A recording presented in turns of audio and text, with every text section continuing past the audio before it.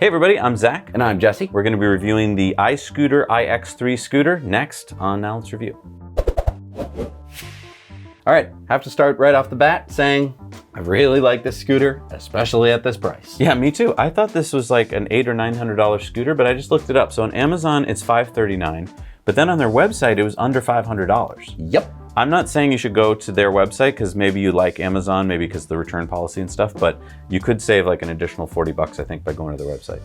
Yeah, and because let me just mention, we reviewed, if you go back in the archives, a iScooter scooter, right? That I think is identical to this. I think it was, might be built at the same factory. Yep. And it was a lot more money at the time. It was. And that was a year or two ago. Yeah, and at around $500, this is insane. Let's just go over some of the stats that I think are the most amazing. Yeah.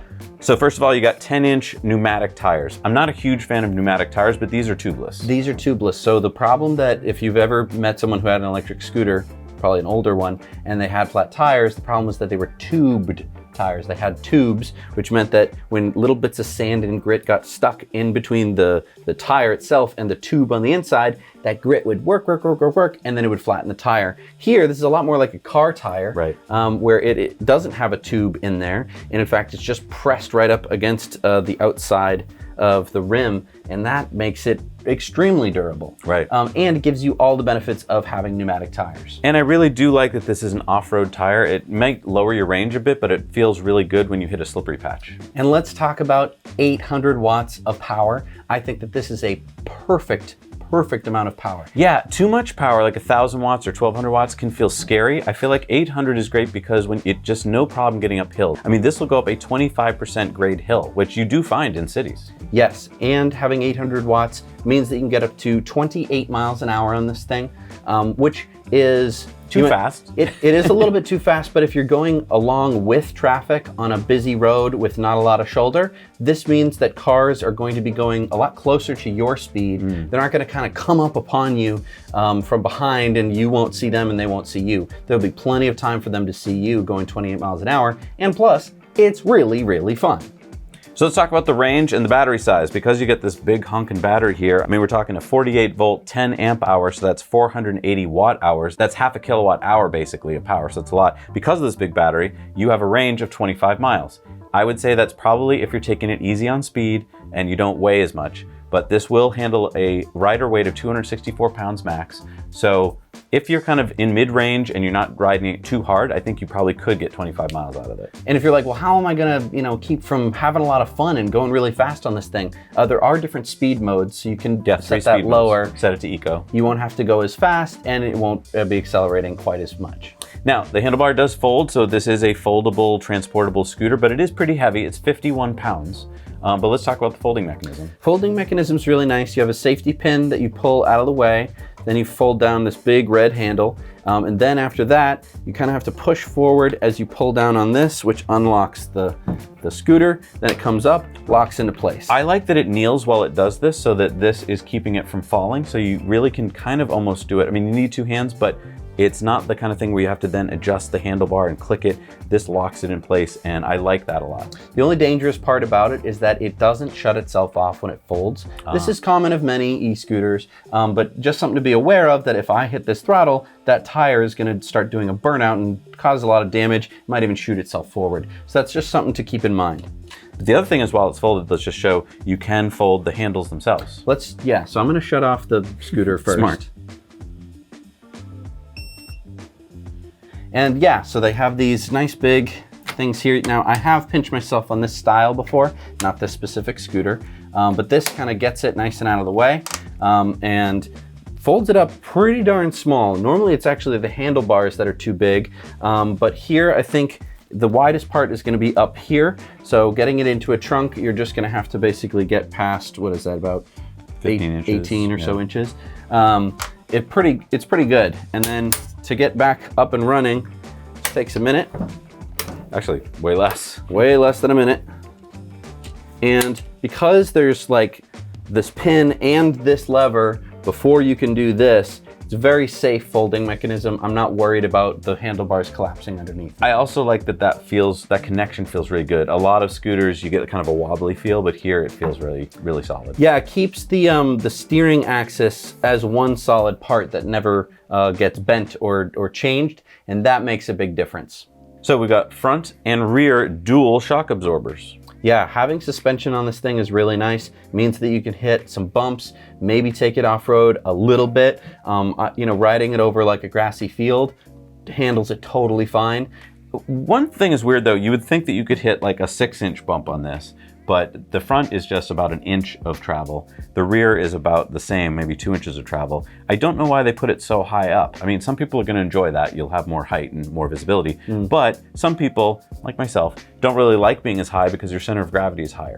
It's the center of gravity, it's also the step down. When you come to a slower speed or to a stop and you need to stop, that means you have need to do this kind of squat kneel thing. Yeah, so that might be hard on your knees. It depends on if you're like, oh, my knees, then yeah, that's what I'm talking about. If you're like, what do you mean my knees? Don't worry about it yet. And I think that it is good for visibility to be up this extra, whatever this is, like 8 or 10 inches. Right.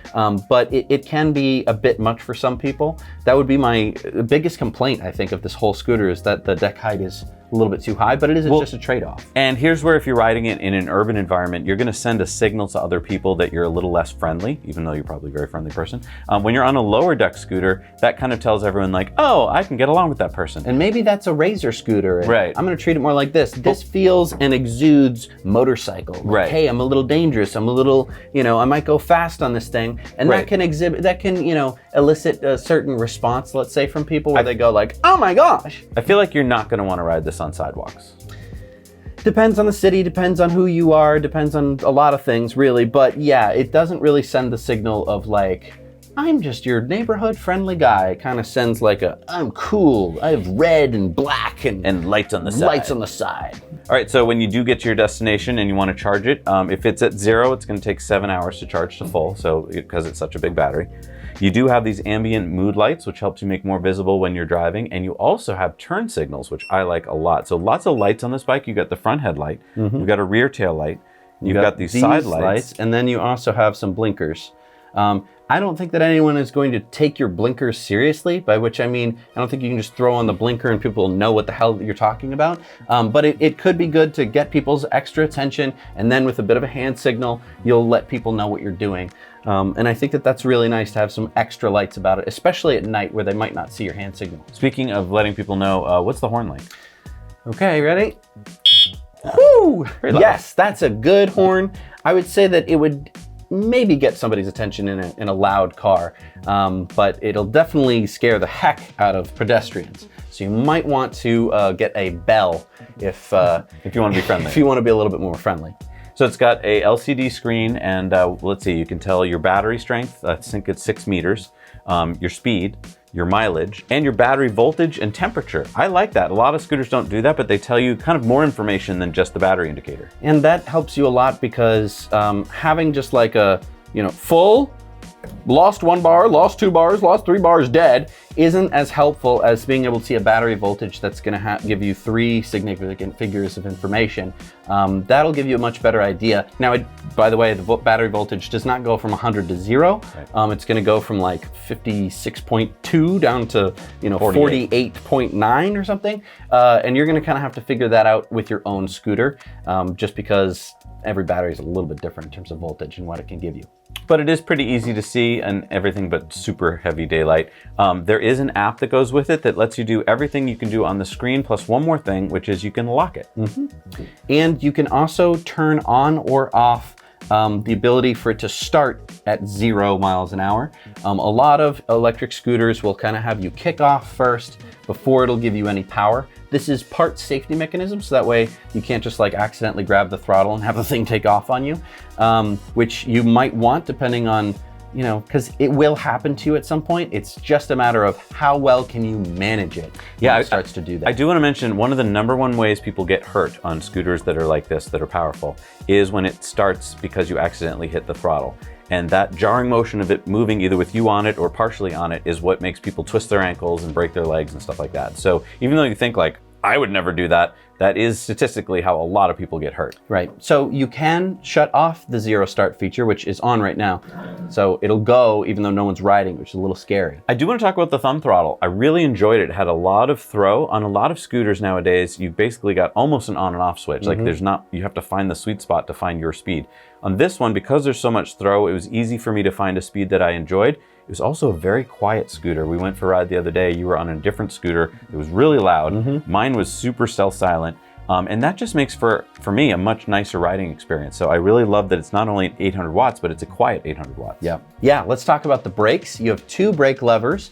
They are cable brakes, but they are also disc brakes, which means that you get really good braking performance. I think that is a really good thing in my book. Again, I think that they really nailed pretty much every aspect of it in terms of handlebar width, the adjustability of the handlebar, having this little back plate here where you can rest your foot. Oh, I like this a lot, yeah. Give you a bit more space. The width of the deck is really nice. And then, having knobby tires, having them be, tubeless, pneumatics, having the dual suspension, all the lights, everything isn't, I would say, premium, like in terms of expensive, but in terms of the amount of features that you get for this price, I am blown away by it. Yeah, I mean, the aluminum build. I guess what I use to kind of judge whether I really like a scooter or not is when I'm about to go out for a ride. I have the choice of a lot of scooters, and this is the one I've been choosing lately. So I feel like it's for a reason. I didn't know the price until recently. I know. I thought it was a twice the price scooter, so I'm really kind of blown away by that. I really think it's quite a deal at this price. Yeah. Now, I will say it's not the most powerful scooter, but to me, it hits just the right point of being powerful enough without being terrifying. We've had some real monsters on this channel, some that are faster than my Model 3. Those are scary. Like, being on one of those is really, really scary because it's got so much power it can throw you off. This is just at the level where it's fun, it's exhilarating, you're having a good time, you're able to get to a good speed without feeling like you're in danger the entire time. This is a commuter scooter for me, especially because you can go off-road. And by that, I don't mean you're gonna be riding over a mountain to get to work, but we all know that there's usually some patch of something that you have to get through that's near a construction site or some gravel, and this is gonna let you do that safely. Also, I usually feel that most scooters are familiar terrain scooters. What I mean by that is you only want to ride them on places you've done many, many times. But with this scooter, I feel like it's a good adventure scooter as well. So that even though your route may change or you may come upon things you weren't ready for, I feel like this scooter's kind of ready for it with the suspension. So I feel like this is just a perfect commuter scooter. Yeah, I would say at the $500 price mark, this is a really good price in terms of the amount of money that you're going to be saving on car stuff. I do want to say, don't expect that any scooter nowadays at this price range is going to last you, let's say, more than a year. If it lasts more than a year, be very pleasantly surprised. Not because it's not made well, it's just that you're putting it through a lot of abuse when you ride it every day. And so, if you think this is a good price for a year of transportation, awesome. Just don't think it's going to last you for like 10 years. Right.